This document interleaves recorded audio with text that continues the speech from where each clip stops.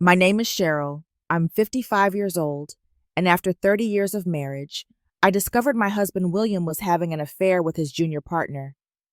In the middle of our divorce proceedings, I asked for a special witness to be brought into the courtroom. The moment I did, William and his mistress Amanda turned pale as ghosts. They never expected I'd discover what they'd been planning or that I'd find a way to prove it in court. Before I tell you how I turned the tables on my cheating husband and his mistress in that courtroom, let me know where you're watching from. Give this video a like if you believe justice should always find its way to the truth. I met William during my sophomore year of college. I was studying education, planning to become a math teacher, while he was pursuing accounting with big dreams of starting his own firm someday. We were introduced at a mutual friend study group, and I was immediately drawn to his quiet confidence and ambition. Within 6 months, we were inseparable. William proposed on graduation day. We were both 22, full of dreams and so certain about our future together. Our wedding was small, just family and close friends in my parents' backyard in our small Michigan town. We couldn't afford anything lavish, but it didn't matter. We had each other and a shared vision for our life. The early years were lean. William worked for an established accounting firm while taking night classes to get additional certifications. I secured a position teaching mathematics at the local high school. We lived in a tiny one-bedroom apartment, saving every penny we could toward William's dream of opening his own practice. When he was ready to take the leap 4 years into our marriage, I supported him completely. I took on extra tutoring jobs to help supplement our income during the uncertain startup period. Our kitchen table became his first office with client folders stacked neatly alongside our dinner plates. "I couldn't do this without you, Cheryl," he would say during those challenging early days. "We're building this together." I believed him. I believed in us. When William's practice began to grow, we decided it was the right time to start our family. Our daughter Emma was born a year later, followed by our son Jack 2 years after that. Balancing teaching motherhood and supporting William's growing business was exhausting but fulfilling. I reduced my teaching hours to part-time, putting my own career ambitions on hold to prioritize our children and William's business needs. I managed our household with the same efficiency I brought to my classroom, creating a stable, loving environment where William could focus on expanding his firm. I entertained clients in our home, proofread his business proposals, and listened to his strategies late into the night. When he could finally afford to rent a proper office space, I spent weekends helping him paint walls and arrange furniture. Over the decades, William's firm flourished. He gained a reputation as one of the most reliable financial advisors in our region, eventually expanding to a full-service accounting and financial planning practice with multiple partners and employees. We moved from our starter home to a beautiful colonial in the best neighborhood. Our children attended excellent schools and later prestigious universities. From the outside, we had achieved the American dream. For 25 years, I believed we had the perfect marriage. We worked hard, raised good children, and built a comfortable life. William and I traveled during summer breaks, attended community events together, and hosted holiday gatherings for family and friends. We seemed to be the couple others aspired to be. The first subtle shifts began about 5 years ago when our nest emptied. With Emma in medical school and Jack finishing his business degree, the house felt suddenly quiet. I expected William and I would reconnect, finding new shared interests and enjoying our time together without the demands of active parenting. Instead, William became increasingly absent.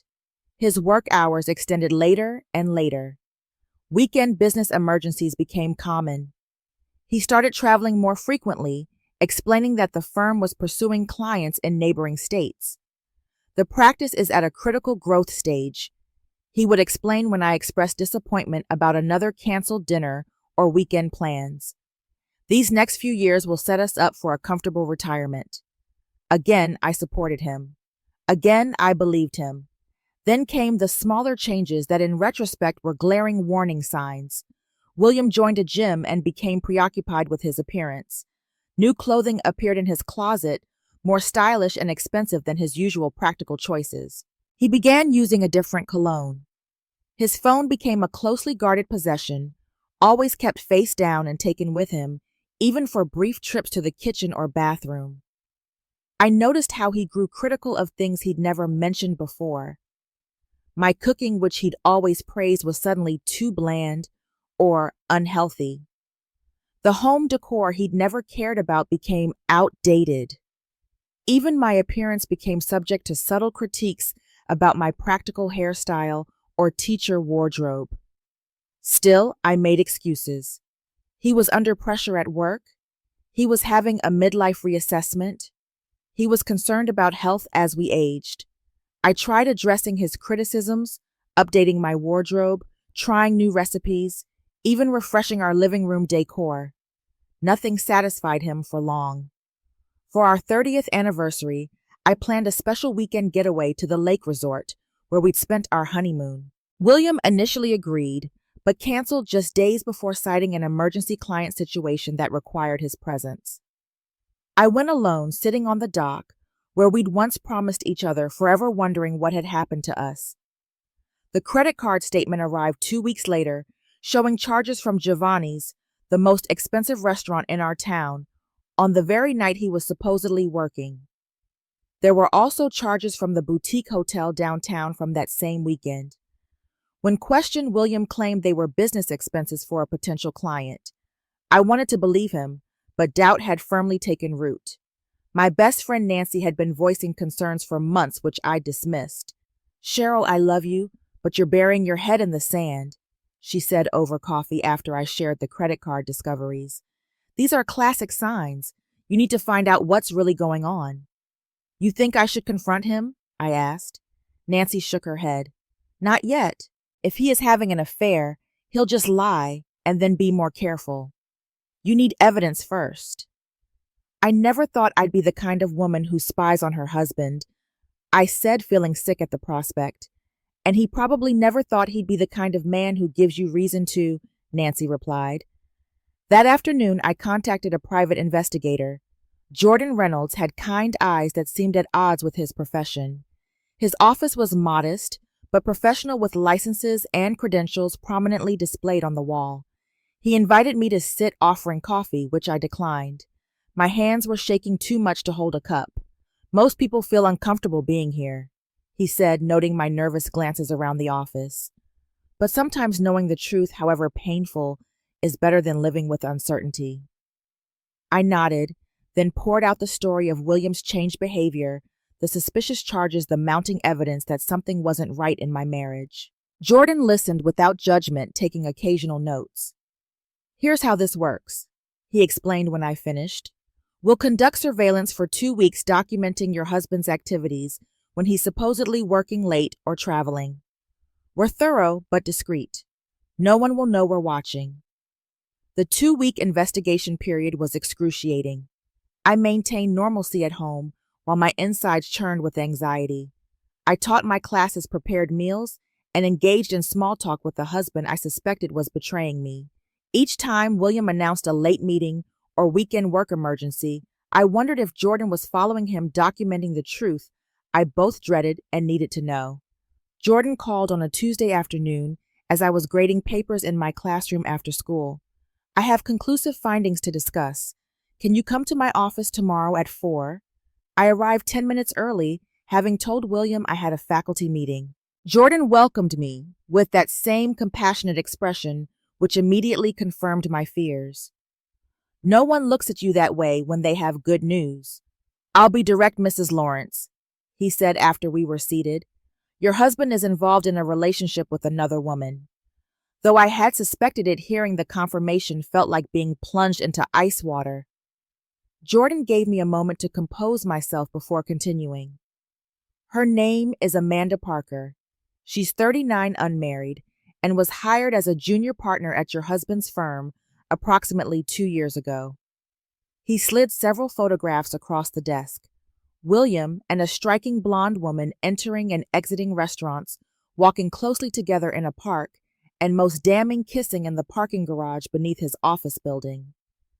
The relationship appears to have been ongoing for approximately 18 months, based on our background research and observation patterns, Jordan continued. They typically meet 3 evenings a week at her condominium downtown. When your husband told you he was at the Chicago Financial Conference last month, they were actually at a resort in Scottsdale, Arizona. I stared at the evidence of my husband's betrayal, each photo more painful than the last. 18 months, more than a year and a half of lies. How many family dinners had he rushed through to be with her? How many times had he kissed me goodbye while anticipating seeing her? There's more, Jordan said gently. Would you like to continue? I nodded, not trusting my voice. We have audio recordings from public locations where they spoke freely. They've discussed a future together. Mr. Lawrence has expressed an intention to end your marriage after your daughter's wedding this summer. The timeline hit me like a physical blow. 3 more months. He was going to wait until after Emma's wedding to discard 30 years of marriage to avoid disrupting the event with a family scandal. How considerate of him. Have they discussed finances? I asked suddenly, wondering if there was more to this betrayal than emotional and physical infidelity. Jordan's expression told me I'd asked the right question. Yes, their conversations indicate financial planning that you would find concerning. I've included transcripts of relevant discussions. I left Jordan's office with a file containing irrefutable evidence of William's double life. The drive home was a blur. I couldn't eat dinner that night, pushing food around my plate, while William talked about his day, never mentioning the lunch he'd had with Amanda at the waterfront restaurant where Jordan had photographed them. For 3 days, I carried the knowledge alone, trying to decide how to confront him. Then William announced another overnight business trip. I checked his luggage while he showered and found the designer underwear he'd never worn for me and an expensive cologne I'd never smelled on him before. When he emerged from the bathroom, I was sitting on the bed with Jordan's file open beside me. Going somewhere special? I asked. William froze, seeing the photograph spread across the comforter. What is this? Have you been spying on me? Don't, I said quietly. Don't make this about my actions when the issue is your betrayal. His denial lasted about 5 minutes until I played one of the audio recordings Jordan had provided.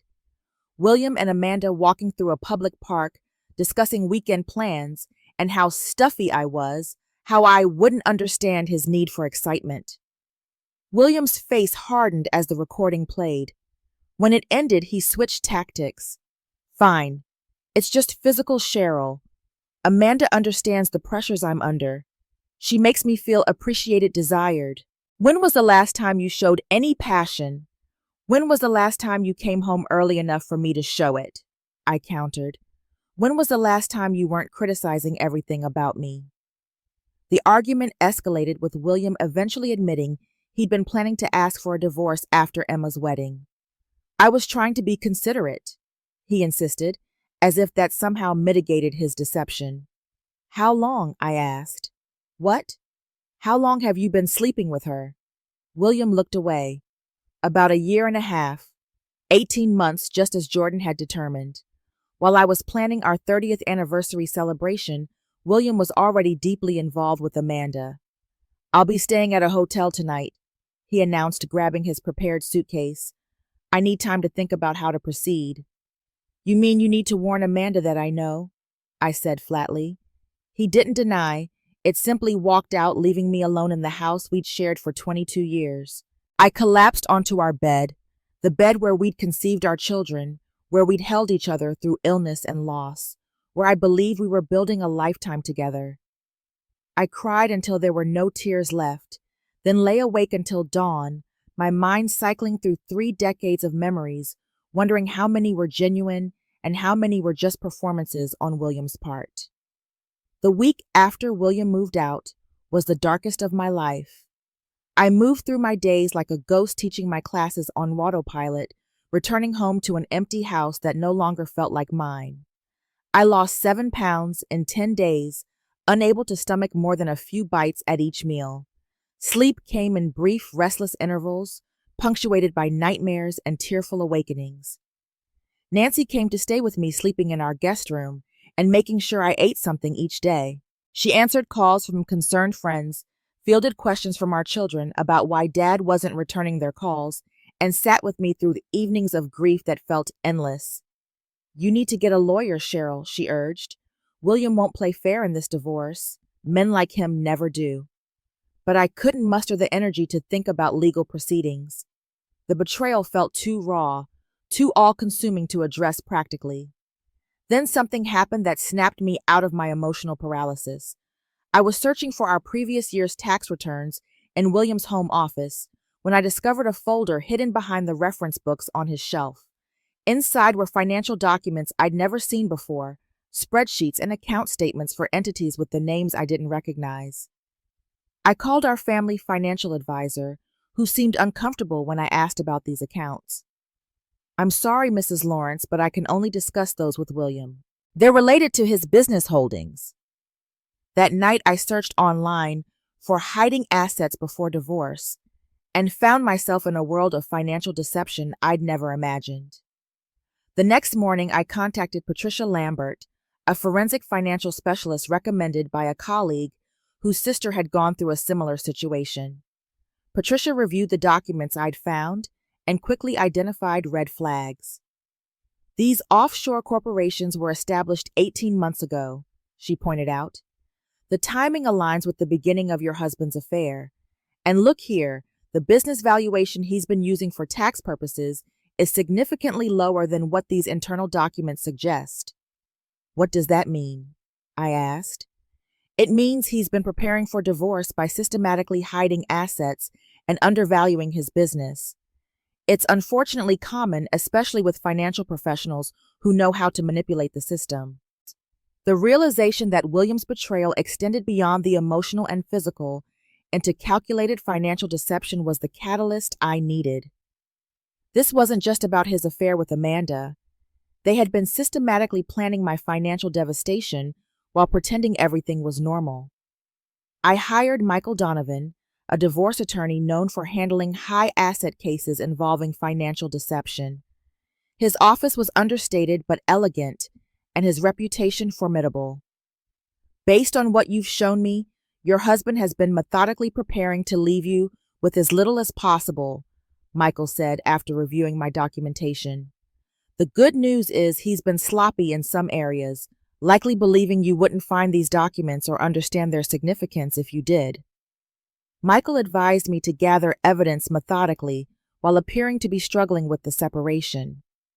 "Let him think you're emotionally devastated and financially naive. The element of surprise will be our greatest advantage." I returned to teaching full-time, requesting summer school assignments I'd previously avoided. Colleagues assumed I needed distraction from my marital troubles. In reality, I was establishing financial independence and documenting my earning capacity. My children called frequently, confused by the sudden separation. I shared minimal information, telling them their father and I were working through some issues.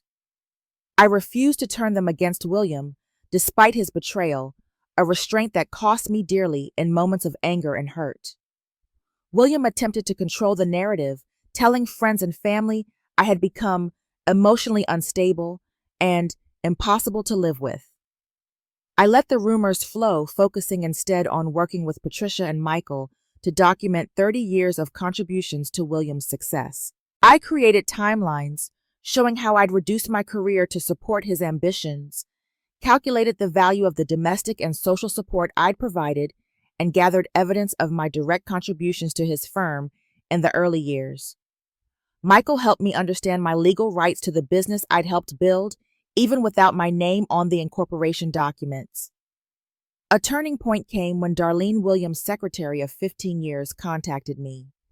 She'd been increasingly uncomfortable with the changes in the office since Amanda arrived. "I know what's been happening, Mrs. Lawrence," Darlene said when we met for coffee. "I've watched Mr. Lawrence change, and I've seen documents I don't feel right about."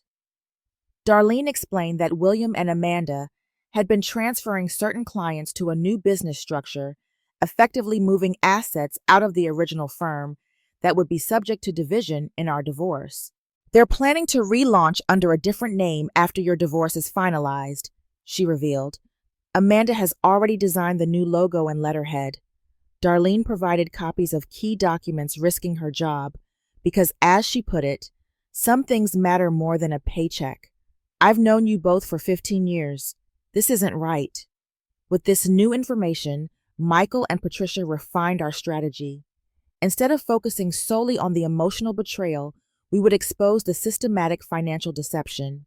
The approach required patience and discretion, allowing William to believe his plans were proceeding undetected.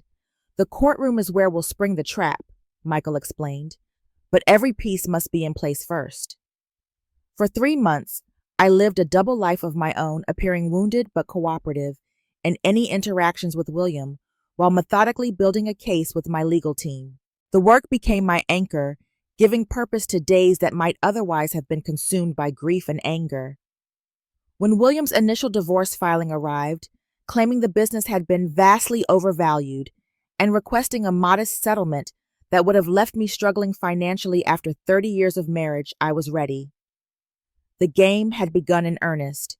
The county courthouse was an imposing limestone structure, its formal grandeur adding to my anxiety as I climbed the steps for our first hearing. Michael walked beside me, projecting confidence I desperately needed to borrow. "Remember, let him underestimate you," he murmured as we approached the courtroom. "That's our advantage." Inside, William was already seated with his attorney, Jefferson Davis, a divorce lawyer known for aggressive tactics and astronomical fees. The message was clear. William was prepared to spend whatever necessary to minimize his financial obligations to me. More disturbing was the sight of Amanda sitting directly behind William, her presence a deliberate message about their relationship and future plans. She wore a conservative navy suit that contrasted with her usual stylish attire, clearly dressed to appear professional rather than as the other woman. My hands trembled as I took my seat. Michael squeezed my arm reassuringly. "Trust the plan, trust the evidence," he whispered. The initial proceedings focused on temporary support and financial disclosures. William's attorney argued for minimal spousal maintenance, claiming the business was experiencing cash flow issues and that my teaching salary was sufficient for my modest needs. Michael countered with evidence of our 30-year standard of living and my contributions to building William's firm, requesting comprehensive financial disclosures and forensic accounting. The judge, a no-nonsense woman in her 60s, ordered temporary support that exceeded William's offer, but fell short of what we'd requested. More significantly, she authorized the forensic accounting of all business and personal accounts. William appeared unfazed by this ruling, exchanging a confident glance with Amanda. Their certainty suggested they believed their financial maneuvering would withstand scrutiny. The next 3 hearings followed similar patterns, with technical arguments about business valuation and asset division. William testified about building his practice through my expertise and client relationships, minimizing my contributions to nearly nothing. Mrs. Lawrence was primarily focused on her teaching career and our children, he stated smoothly. While I appreciate her support as a spouse, she had no direct involvement in developing the firm's considerable value.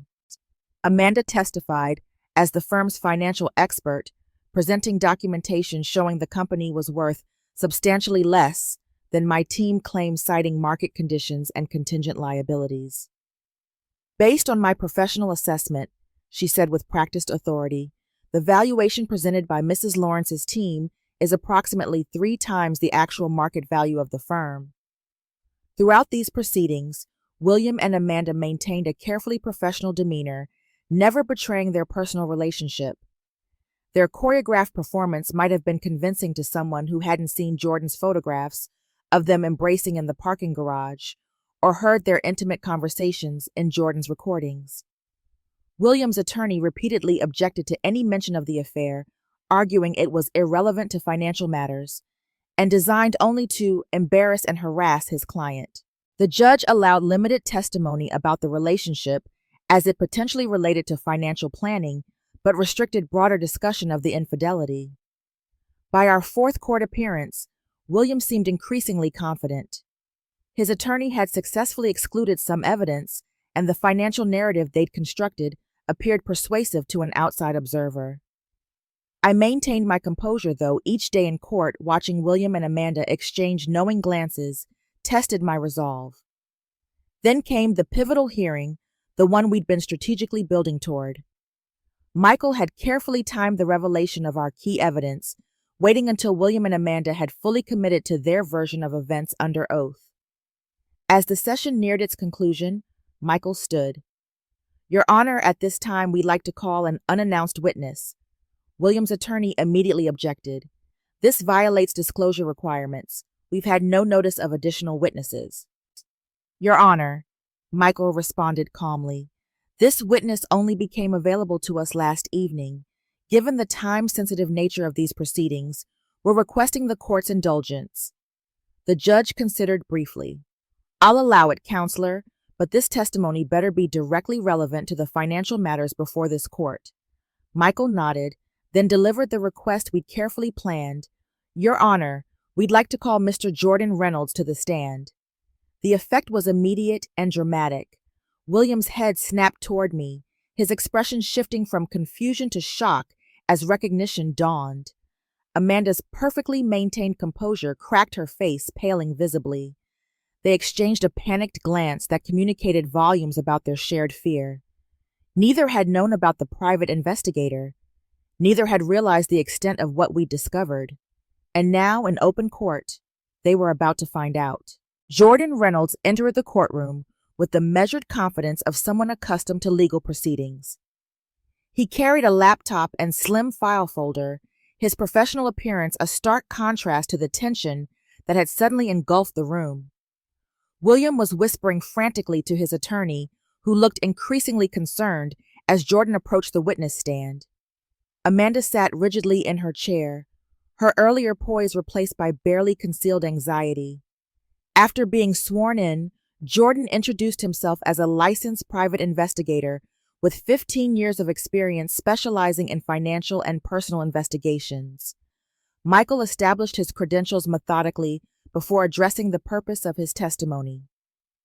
"Mr. Reynolds, did Mrs. Lawrence hire you to conduct an investigation?" "Yes, approximately 6 months ago." "And what was the nature of that investigation?" William's attorney objected immediately. "Your Honor, personal matters regarding alleged infidelity have already been ruled largely irrelevant to these proceedings." Michael countered smoothly. "Your Honor, Mr. Reynolds' investigation revealed financial activities directly relevant to these divorce proceedings, specifically evidence of hidden assets and financial deception." The judge allowed the testimony to continue with the warning that it must connect to financial matters. Jordan explained how his initial surveillance had documented the affair between William and Amanda, establishing a timeline that began 18 months earlier. He presented surveillance photographs showing the couple at various locations, always careful to note when these encounters occurred during times William had claimed to be working late or traveling for business. While this information wasn't new to me, seeing the evidence presented formally in court made the betrayal feel freshly painful. I kept my expression neutral, focusing on the larger strategy rather than the personal hurt. The pivotal moment came when Jordan connected the timeline of the affair with specific financial activities. He displayed documentation showing William and Amanda meeting with representatives from an offshore banking institution 3 days after their relationship began. These meetings coincided with the establishment of several shell companies in the Cayman Islands, Jordan explained, displaying corporate registration documents. Over the following 12 months, approximately $4.2 million was transferred into these entities from the primary business accounts of Lawrence Financial Planning. William's attorney objected repeatedly, questioning the admissibility and source of these documents, but Jordan calmly explained how each piece of evidence had been legally obtained through public records and surveillance in public places. Jordan then introduced the most damaging evidence, audio recordings of conversations between William and Amanda discussing their financial strategy before the divorce. "We have several recordings from public locations where Mr. Lawrence and Ms. Parker spoke freely about their plans," Jordan explained. "With the court's permission, I'd like to play a key excerpt." The judge nodded, and Jordan cued the recording on his laptop. William's voice filled the courtroom. Once we move these assets, she'll never find them. The business valuation will show minimal profits, and she'll have to accept whatever settlement we offer. Amanda's response was equally incriminating. After 30 years, you deserve to start fresh without giving up everything you've built. The new firm structure will protect what matters. William's face flushed deep red as his own words played in the courtroom. Amanda stared straight ahead, her expression hardening into a mask of cold calculation. Jordan continued methodically presenting evidence documentation showing property purchases in Amanda's name funded directly from business accounts, correlations between client meetings and missing funds, even email exchanges discussing how to restructure before the divorce.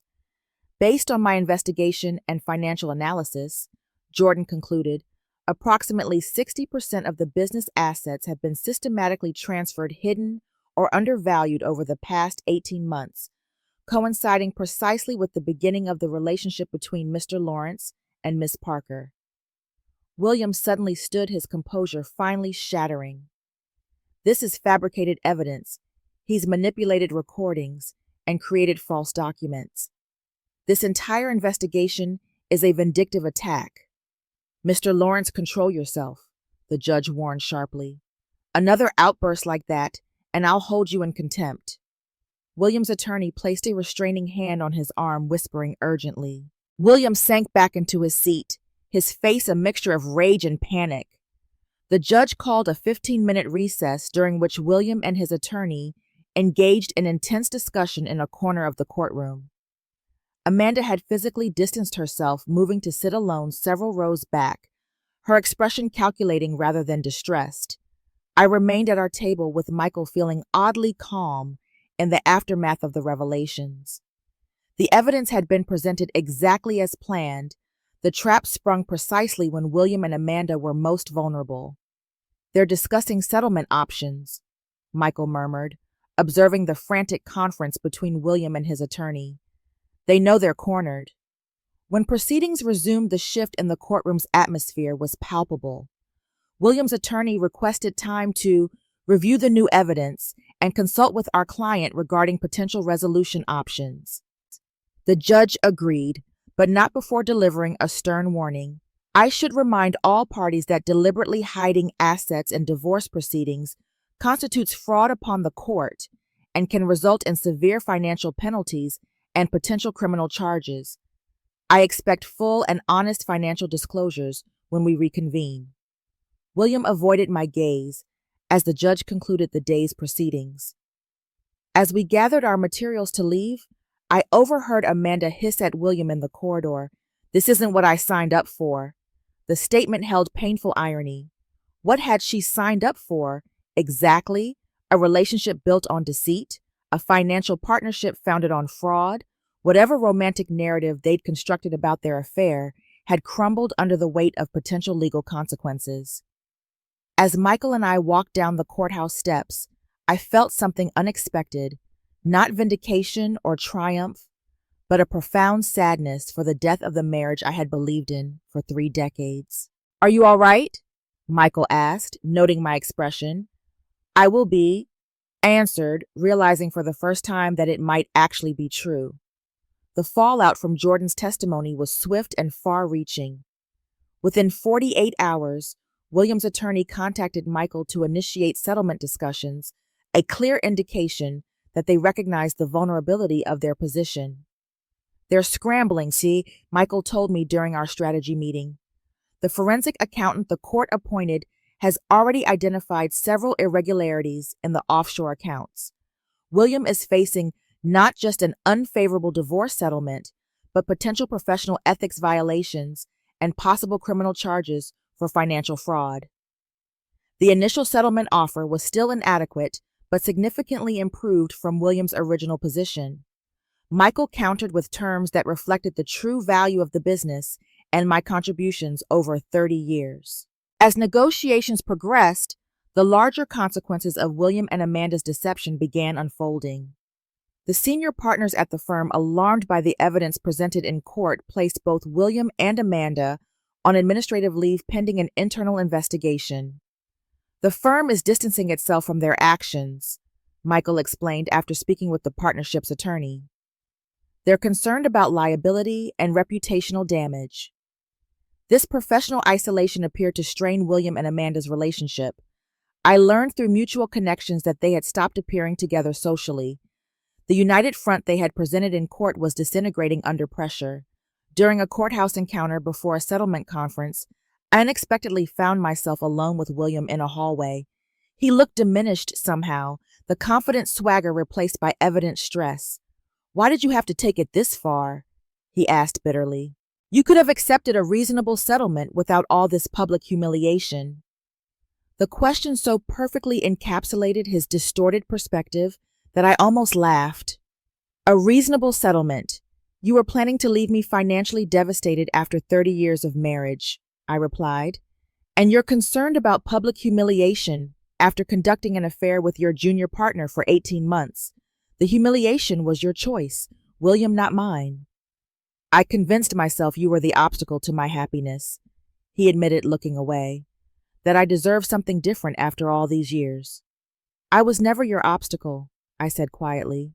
"I was your foundation. You just couldn't recognize the difference." Our conversation was interrupted by the arrival of our attorneys, but something in William's expression suggested my words had penetrated his self-justification, at least momentarily. The final settlement was reached after 2 more weeks of negotiation. I received half the total business value based on the forensic accountant's assessment, including the hidden assets plus our family home and retirement accounts that reflected our long marriage. William retained ownership of the business itself, though significantly diminished in value after accounting for the assets that had been concealed. The professional consequences extended beyond the divorce.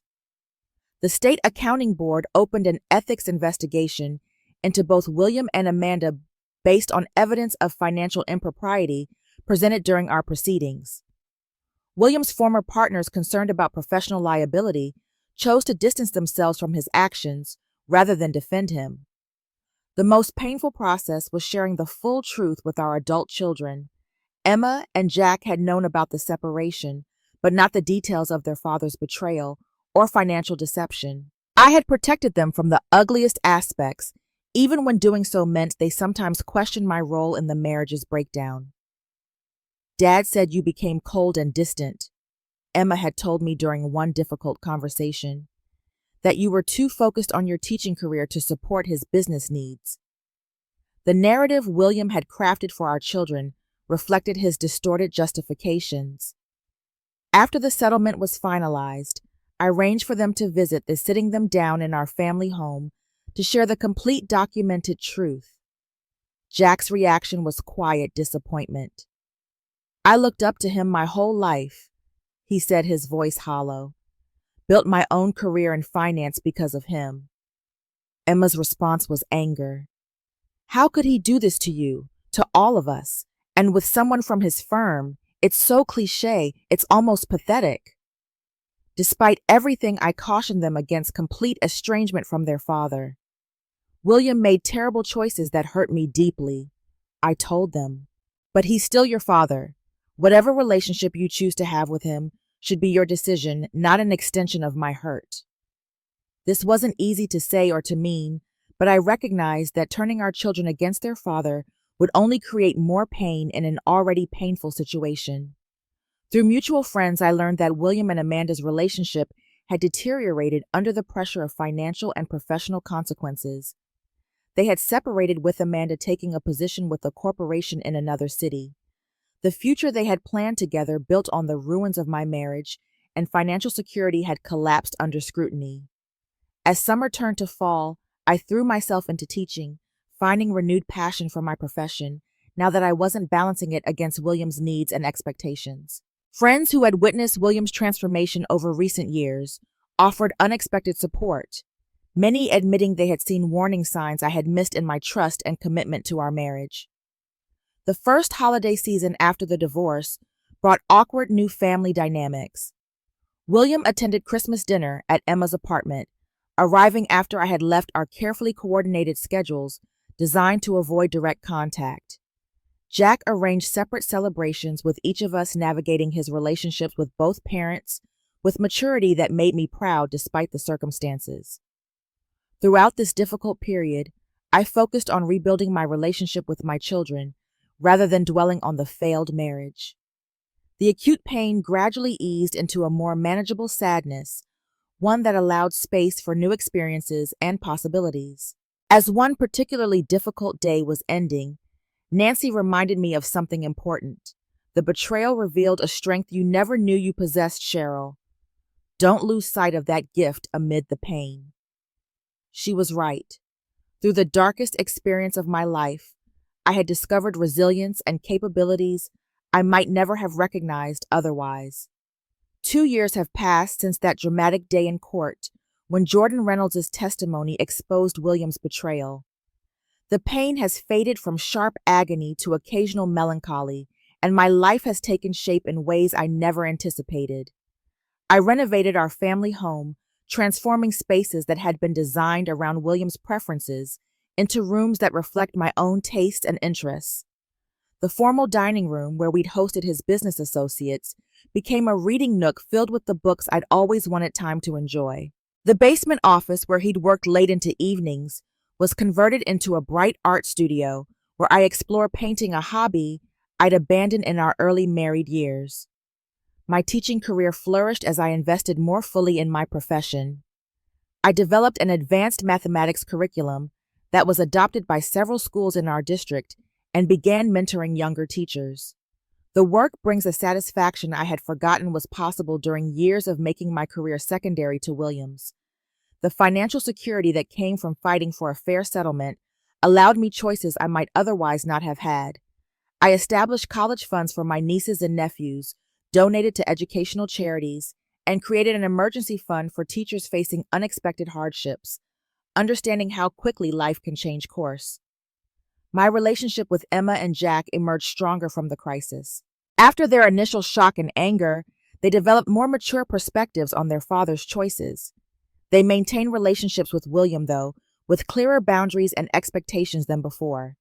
I've never spoken negatively about him, in their presence a restraint that has preserved their respect amid complicated family dynamics.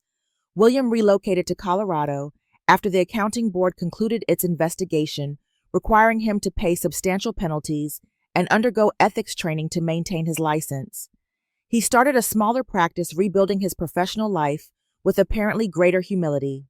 On the rare occasions when we communicate about family matters, his tone carries a regret that suggests he recognizes what his choices cost him. Amanda now works for a financial services corporation in Seattle, her ambitions for partnership in a prestigious firm derailed by the scandal. I heard she recently became engaged to a corporate executive, having apparently moved on from the relationship that devastated my marriage. I've chosen to forgive not for their benefit, but for my own peace. Carrying anger and resentment would only allow William's betrayal to continue damaging my life long after the divorce was finalized. Forgiveness doesn't mean forgetting or minimizing what happened. It means refusing to let it control my future. The experience taught me wisdom about red flags I had ignored in my marriage: the gradual emotional distancing, the increased criticism, the secretive behavior with phones and schedules. I now help facilitate a support group for women navigating divorce after long marriages, sharing insights from my journey while learning from theirs. Last spring, I began having coffee regularly with Robert, a science teacher at my school, who lost his wife to cancer 3 years ago. Our friendship developed slowly, built on shared experiences of loss and rebuilding. Recently, those coffee meetings have extended to dinner occasionally, a cautious exploration of possibility rather than a headlong rush into romance. I appreciate your thoughtfulness, Robert told me during a recent walk. We both know the value of what we've lost and the importance of moving forward authentically. Financial independence has been one of the most empowering outcomes of this painful journey. I manage my investments with the help of a financial advisor I selected carefully, understanding now the importance of controlling my own financial destiny. I've become knowledgeable about retirement planning, investment strategies, and tax implications, areas I had once left entirely to William. I share this knowledge with my female students, emphasizing the importance of financial literacy regardless of their career or relationship plans. Never outsource your financial security entirely to someone else, I tell them. Partnership is wonderful, but knowledge is essential. My classroom has become a place where I not only teach mathematics, but also resilience and self-advocacy.